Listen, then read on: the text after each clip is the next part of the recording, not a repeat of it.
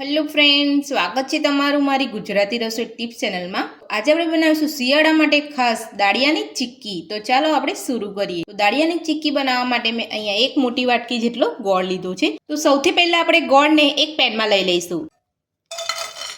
તો આપણે અહીંયા ગેસ ચાલુ નથી કર્યો। જે વાટકીથી આપણે અહીંયા ગોળ લીધો છે એટલું જ આપણે અહીંયા દાળિયાની દાળ લેવાની છે। તો તમે જોઈ શકો છો મેં અહીંયા જેટલો ગોળ લીધો છે એટલી જ આપણે અહીંયા દાળિયાની દાળ લીધી છે। તો ગેસ આપણે અહીંયા ચાલુ કરી દીધો છે। તો હવે આપણે અહીંયા મીડિયમ ટુ સ્લો ગેસ ઉપર આપણે અહીંયા ગોળનો પાયો કરી લઈશું। તો પાયો આપણે અહીંયા મીડિયમ ટુ સ્લો ગેસ ઉપર જ કરવાનો છે, આપણે અહીંયા ફૂલ ગેસ નથી રાખવાનો। તો થોડીક જ વારમાં આપણો ગોળ અહીંયા ઓગળવા લાગશે।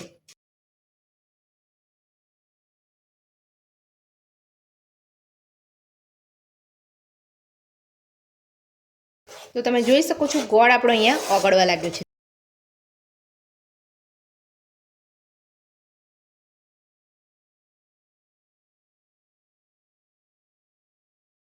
તો તમે જોઈ શકો છો આપણો ગોળ અહીંયા સરસ રીતે ઓગળી ગયો છે। તો ગોળને આપણે અહીંયા જ્યારે પણ પેનમાં એડ કરીએ ત્યારે આપણે અહીંયા ઝીણો સમારીને જ લેવાનો છે, આપણે અહીંયા મોટો મોટો ગોળ નથી લેવાનો, નહીં તો ગોળને ઓગળતા વધારે સમય લાગશે। તો તમે જોઈ શકો છો અહીંયા એકદમ સરસ રીતે આપણો અહીંયા ગોળ ઓગળી ગયો છે। તો હવે આપણે અહીંયા એક વાટકીમાં નોર્મલ પાણી લીધું છે, એની અંદર આપણે અહીંયા ગોળના 2 થી 3 ટીપા પાડી અને ગોળનો પાયો થયો છે કે નહીં એ આપણે અહીંયા ચેક કરી લઈશું। તો આ રીતે આપણે અહીંયા પાણીમાં ગોળ એડ કરી અને પછી આપણે અહીંયા 3 થી 4 સેકન્ડ જેટલું આપણે રહેવા દઈશું। તો ઠંડો થાય ગોળ એટલે આપણે એને ચેક કરી લઈશું। તો ગોળ આપણો અહીંયા ઠંડો થઈ ગયો છે। તો હવે આપણે પાણીમાંથી કાઢી અને ચેક કરી લઈશું।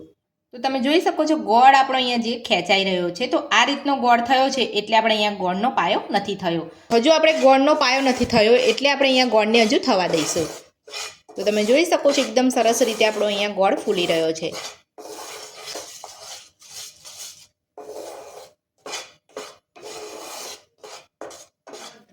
તો બીજી વાર આપણે અહીંયા ગોળને ચેક કરી લઈશું। તો ગોળ આપણો અહીંયા ઠંડો પડી ગયો છે, તો હવે આપણે ચેક કરી લઈશું। તો તમે જોઈ શકો છો આપણો ગોળ એકદમ સરસ આસાનીથી અહીંયા તૂટી જાય છે।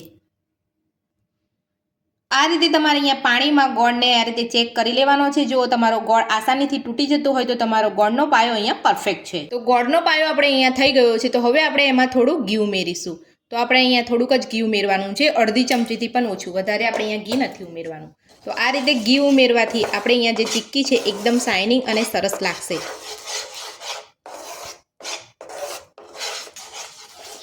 તમે જોઈ શકો છો ગોળનો કલર જે છે એ પણ અહીંયા સરસ બદલાઈ ગયો છે। તો હવે આપણે 2 થી 3 ચપટી જેટલો આપણે અહીંયા બેકિંગ સોડા ઉમેરીશું અને બધું જ આપણે અહીંયા મિક્સ કરી લઈશું।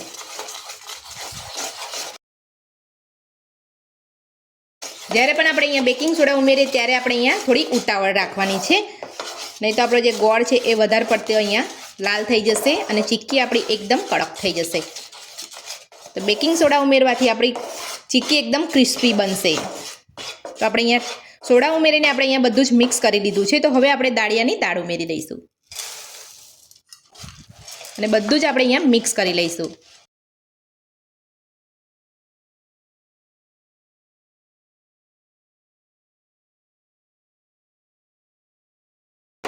તો હવે આપણે અહીંયા બધું જ મિક્સ કરી લીધું છે, તો આપણે ગેસને બંધ કરી દઈશું। તો હવે આપણે અહીંયા ચીક્કીને ઠાળવા માટે આપણે અહીંયા એક ડીશ લીધી છે, એને આપણે અહીંયા ઘીથી ગ્રીસ કરી લઈશું અને આપણે જે અહીંયા ચીક્કીનો પારો કર્યો છે એ આપણે અહીંયા બધું જ ગેસ બંધ કરી અને આપણે અહીંયા ડીશમાં ઠાળી લઈશું।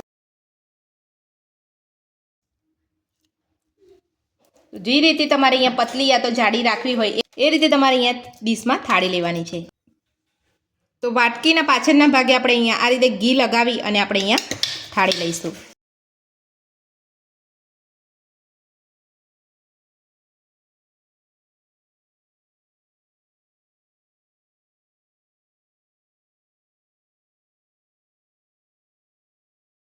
તો ચીક્કીને આપણે અહીંયા એક થાળીમાં થાળી લીધી છે।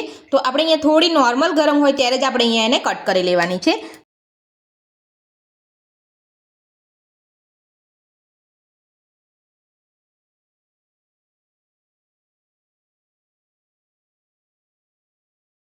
ચીક્કીને અહીંયા કટ કરી લીધી છે તો હવે આપણે ચીક્કીને ઠંડી થવા દઈશું. તો કટ કરેલી ચીક્કી આપણે અહીંયા ઠંડી પડી ગઈ છે તો હવે આપણે ચીક્કીને કાઢી લઈશું. તો બધી જ ચીક્કીને આપણે અહીંયા કાઢી લીધી છે.